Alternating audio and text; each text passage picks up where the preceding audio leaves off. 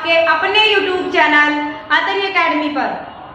आज के इस वीडियो में हम गणित विषय के कक्षा 7वीं का 7वां अध्याय है त्रिभुजों की सर्वांग समता के बारे में पढ़ेंगे। और आज का हमारा मुख्य तथ्य होगा क्या? त्रिभुजों की सर्वांग समता के प्रतिबंध। क्या होगा? त्रिभुजों की सर्वांग समता के प्रतिबंध। दो त्रिभुज सर्वांग सम कब होती हैं? तब वो दोनों एक दूसरे को ढक लें। दो त्रिभुज हैं, उनको सर्वांग सम आप क्या कहोगे? कि वो एक दूसरे को ढक लेती हैं। अगर एक त्रिभुज का हम काट के एक पीस निकालें और उस पीस को उठा के दूसरी त्रिभुज के ऊपर रख लें तो वो उसको अच्छे तरीके से या पूरे तरीके से ढक लेती है, तो हम कहेंगे कि ये दोनों त्रिभुज हैं वो क्या हैं? सर्वांग सम है। ये हमें इस तरह की चीजें हम पहले वाले वीडियो में एक्सरसाइज जो है आपके पास प्रश्नावली 7.1 के साथ कर चुके हैं। आज के इस वीडियो में हम करेंगे कि दो त्रिभुज सर्वांग सम है तो उनके प्रतिबंध क्या होंगे, उनके क्या क्या क्राइटेरिया हैं कि ये चीजें अगर दो त्रिभुजों की बराबर है या ये कंडीशन है, उन कंडीशन को ये दोनों त्रिभुज पूरा करती है तो वो दोनों त्रिभुज क्या हो जाएंगी? सर्वांग सम हो जाएंगी। ठीक है, तो हमारा पहला जो प्रतिबंध है वो है साइड साइड साइड। एस का मतलब है साइड साइड साइड सर्वांग समता प्रतिबंध। इसके अनुसार क्या होता है कि दोनों ही त्रिभुज हैं। मान लीजिए आपके पास पहली ये त्रिभुज आ गई, त्रिभुज है ABC, ये त्रिभुज है ABC और दूसरी त्रिभुज है PQR। ये दोनों ही सर्वांग सम हैं, यानी कि ये दोनों क्या है? एक दूसरे को ओवरलैप कर लेती है, एक दूसरे को अच्छे तरीके से ढक लेती है। तो पहला नियम होगा क्या? साइड साइड साइड प्रतिबंध। इसको आप लिख सकते हैं भुजा भुजा भुजा प्रतिबंध, भुजा भुजा भुजा सर्वांग समता प्रतिबंध। अब इसका मतलब क्या होता है कि एक त्रिभुज की एक भुजा, इसकी ये दूसरे वाली भुजा और इसकी ये तीसरी भुजा समान हो। ये देखिए एक बार आप, इसकी भुजा AB है, वो भुजा PQ के समान हो तो आप क्या कहेंगे कि त्रिभुज ABC की संगत भुजा AB। इसको आप क्या बोलेंगे? इसकी AB इसकी PQ के बराबर है तो ये कैसी भुजा है? संगत भुजा बोलेंगे आप। ठीक है, ऐसे तो हमें क्या पता कि AB PR के बराबर है, QR के बराबर है, PQ के बराबर है। तो मैं लिखूंगी क्या? त्रिभुज है ABC और दूसरा त्रिभुज ले लिया PQR लिखा है मैंने। ठीक है, तो मैं क्या कहूंगी? जो भुजा AB है वो किसके बराबर है? PQ के। तो AB को और PQ को क्या कहोगे? ये दोनों एक दूसरे की क्या है?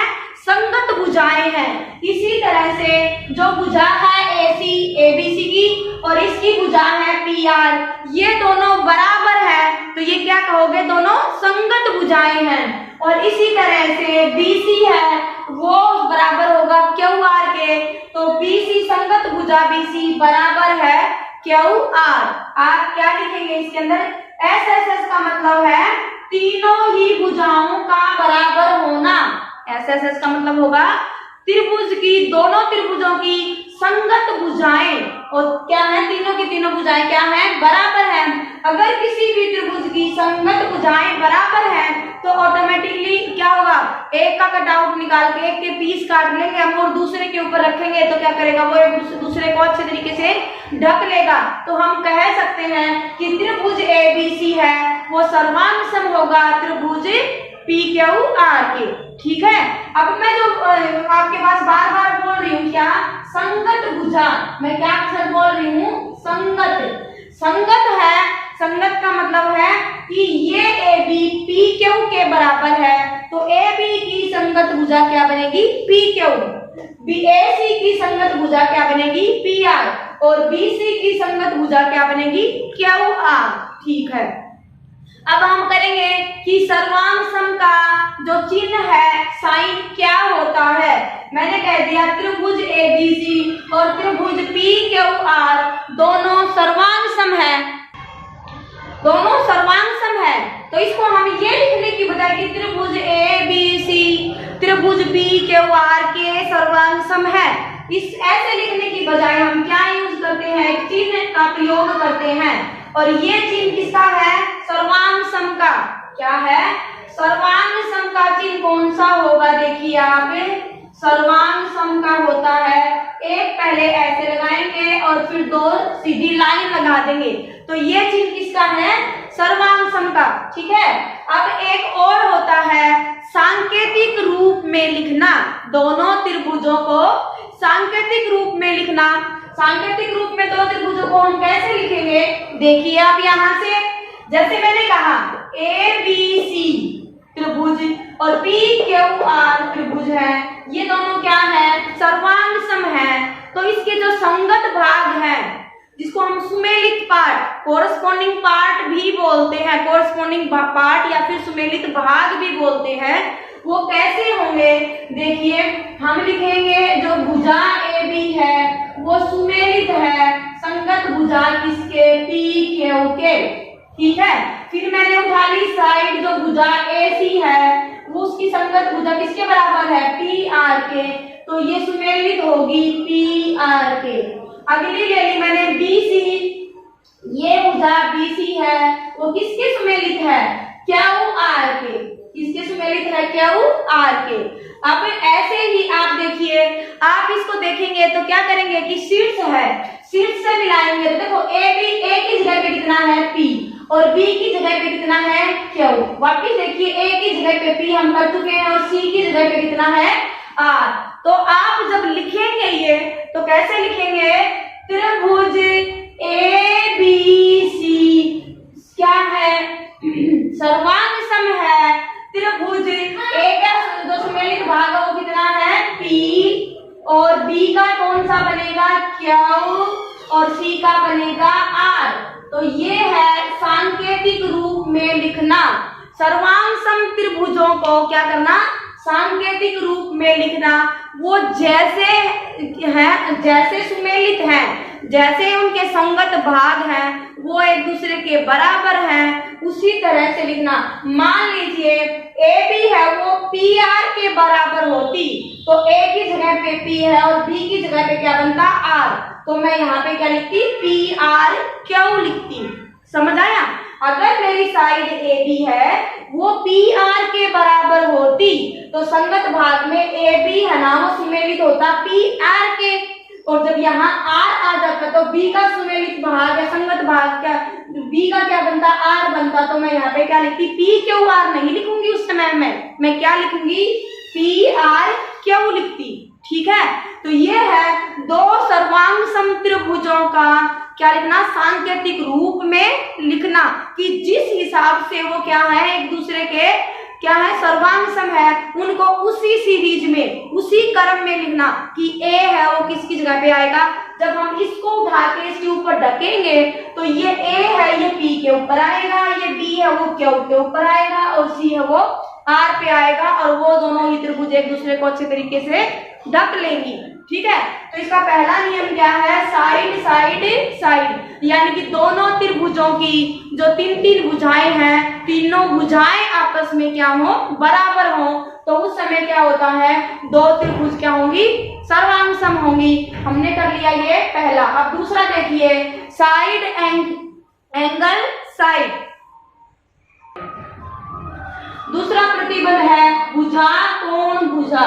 दूसरा क्या है, भुजा कोण भुजा सर्वांग समता प्रतिबंध। इसमें क्या होता है, देखिए ये है भुजा कोण भुजा। क्या होगा इसमें, दोनों त्रिभुजों की दो भुजा, और ये सबसे मेन चीज है कि उन भुजाओं के अंतर्गत ही बनने वाला कोण। क्या ले लिया मैंने, ये भुजा AB है, ये संगत भुजा PQ के बराबर है, फिर जो भुजा AC है वो बराबर है PR के, तो इन्हीं भुजाओं के द्वारा बनने वाला संगत कोण क्या होगा, यहाँ पे कोण A है और यहाँ पे कोण P है। अगर किसी भी त्रिभुज में जो AB है वो बराबर हो PQ के, जो कोण A है वो बराबर हो कोण AP के, कोण P के, और जो भुजा AC है वो बराबर हो PR के। ठीक है, तो क्या लिखेंगे? सांकेतिक रूप में ही लिखेंगे हम। कैसे? A के सांकेतिक में क्या आएगा? सम्मेलन में क्या आ रहा है हमारे पास? P और B के Q। तो त्रिभुज ABC सर्वांग सम हो जाएगी PQR के। किसकी आ जाएगी? PQR के सर्वांग सम हो जाएगी। ठीक है, हमने इसको सांकेतिक रूप में भी लिखा है और इसकी क्या ले लिया? ये आ गया क्या? भुजा, और यहाँ पर ये बन गया कोण, और तीसरी आ गई भुजा। इसी हिसाब से भुजा कोण भुजा क्या आ जाएगा? सर्वांग समता प्रतिबंध से ये दोनों ही त्रिभुज क्या है? सर्वांग सम आ गई। इस चीज का ध्यान रखना है कि दोनों भुजाएं हैं उनके अंतर्गत बनने वाला कोण। मान लीजिए यहाँ पर AC है वो बराबर PQ के बराबर ना हो के मेरे पास दिया गया हो BC। ठीक है, अगर AB बराबर है PQ के और BC बराबर है QR के दिया गया है, तो मेरे पास क्या होगा? इस समय अगर त्रिभुज A बराबर है P दिया गया हो तो ये दोनों त्रिभुज सर्वांग सम नहीं होंगी। क्यों नहीं होंगी? क्योंकि इन दोनों भुजाओं के अंतर्गत बनने वाला कोण इस त्रिभुज में बनेगा B और यहाँ पर बनेगा Q। लेकिन अगर B बराबर है Q दिया गया है तो हम कहेंगे त्रिभुज ABC सर्वांग सम है त्रिभुज PQR के। और अगर A बराबर है P दिया गया हो कोण में तो हम कहेंगे ये दोनों त्रिभुज सर्वांग सम नहीं है। क्यों? क्योंकि ये भुजा कोण भुजा सर्वांग समता प्रतिबंध को पूरा नहीं करती, क्योंकि दोनों भुजाएं हैं उनके अंतर्गत आने वाला कोण ही बराबर हो। न एक का हमारे पास A बराबर है P का भी कोई मतलब नहीं होता, और न ही C बराबर अगर R दे रखा है तो भी दोनों ही त्रिभुज सर्वांग सम नहीं होंगी। अगर B बराबर है Q है तो ही हम कहेंगे त्रिभुज क्या है? सर्वांग सम है। ठीक है, अगर ये दोनों साइडें क्या दे रखे हो? ये दोनों संगत पार्ट क्या है? इसके संगत भाग बराबर दे रखे हो दो। तो ये हमारा हो गया दूसरा क्या? भुजा कोण भुजा वाला। ये दो कर चुके। अब तीसरा है क्या? कोण भुजा कोण सर्वांग समता प्रतिबंध।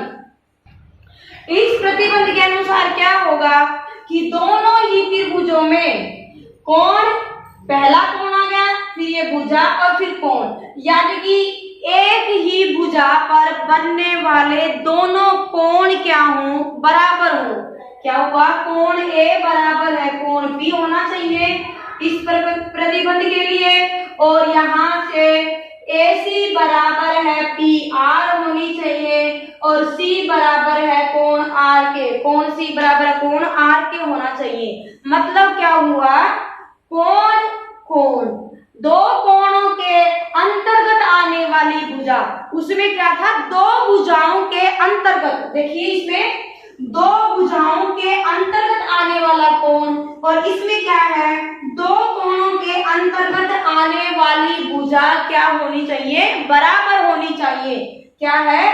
दो कोण है, कोण भुजा, कोण में क्या होता है? दोनों कोण, और उन्हीं कोण पे जो भुजा है, जिस भुजा पे वो दोनों कोण बने हुए हैं, वही क्या होने चाहिए? अगले त्रिभुज में दोनों कोण के अंतर्गत आने वाली भुजा ही बराबर है, तो ही दोनों त्रिभुज क्या होंगी?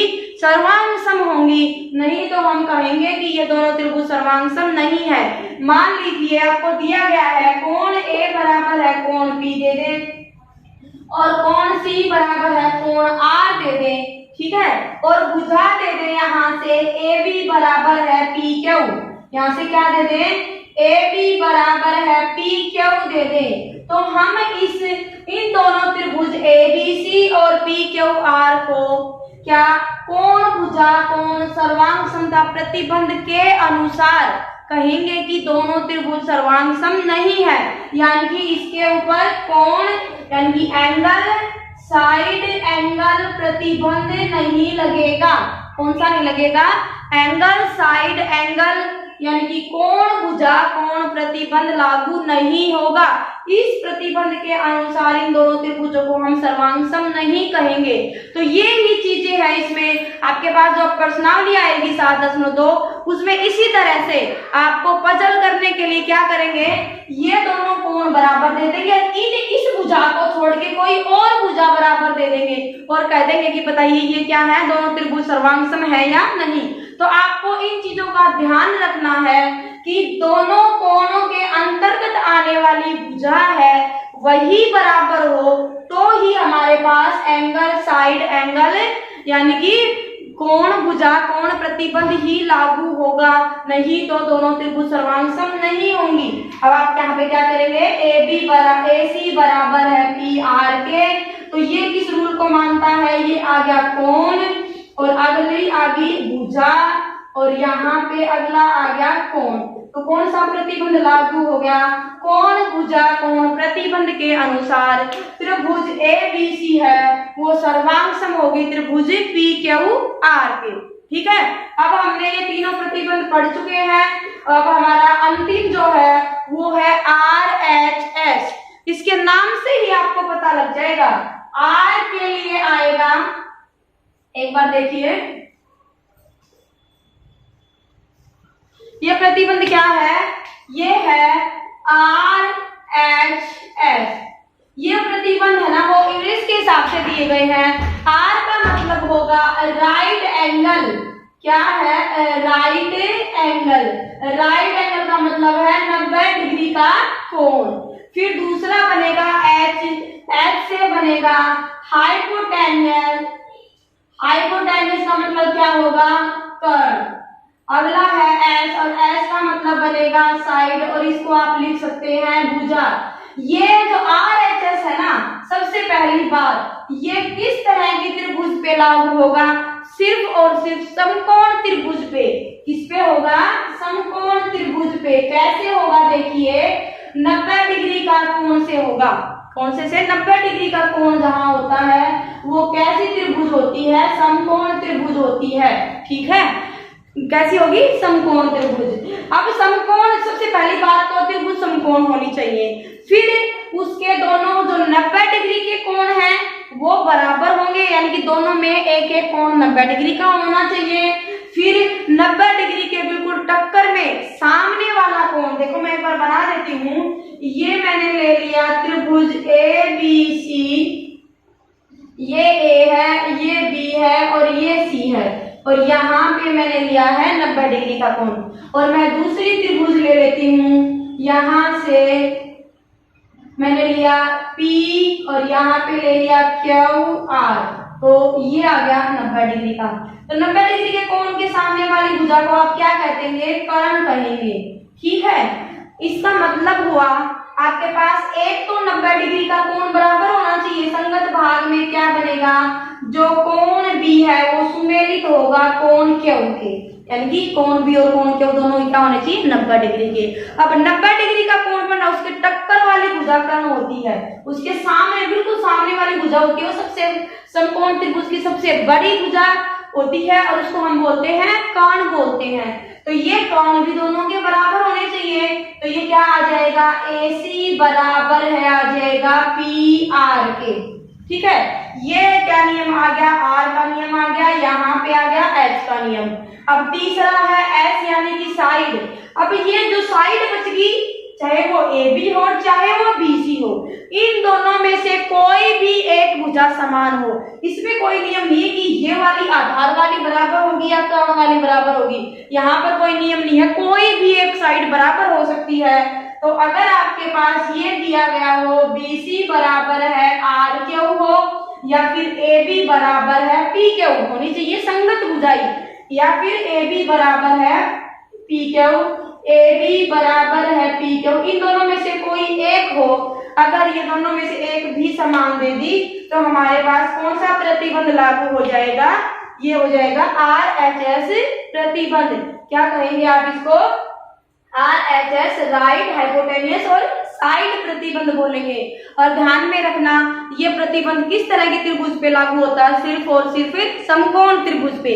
तो ये थे हमारे कि कोई भी दो त्रिभुज हैं वो सर्वांग सम है तो उनके सारे प्रतिबंध कि वो किस किस नियम के अनुसार दोनों ही एक दूसरे के सर्वांग सम होंगी। तो इस वीडियो में हम इतना ही करते हैं, ये वीडियो ज्यादा लंबी हो जाएगी। तो अगले वीडियो में हम इन्हीं तथ्यों से रिलेटेड जो प्रश्नावली है 7.2 उसको हल करेंगे।